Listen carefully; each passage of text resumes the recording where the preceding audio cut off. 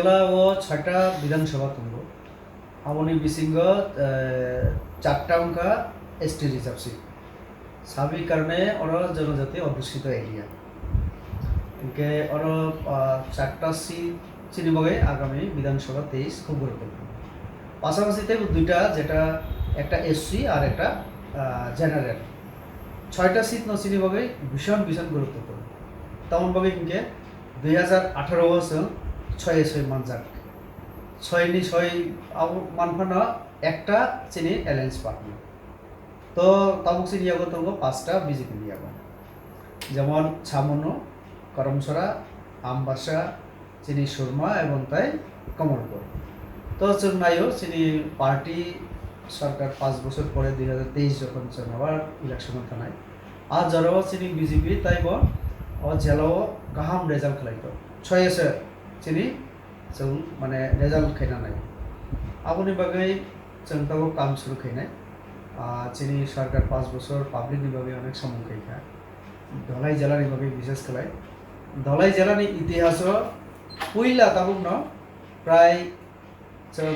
এর আগে 3জন মন্ত্রী কেন্দ্রীয় মন্ত্রী ধলাই জেলা অনস্থান পাই থাকা এই রিসেন্টলি চিনি জন বাল্লা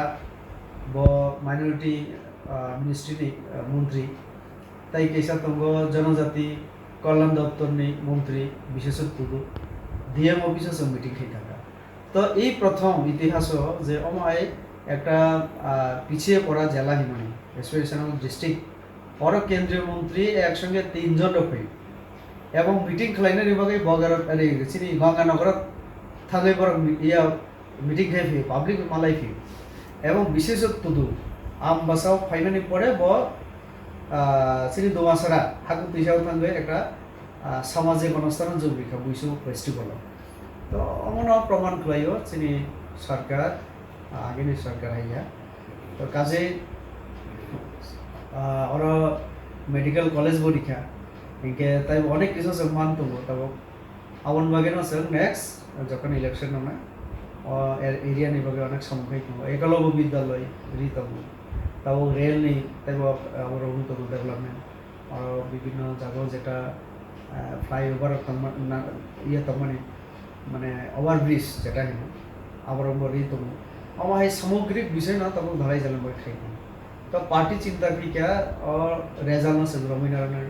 आन है 2023 संपूर्ण राजनीति की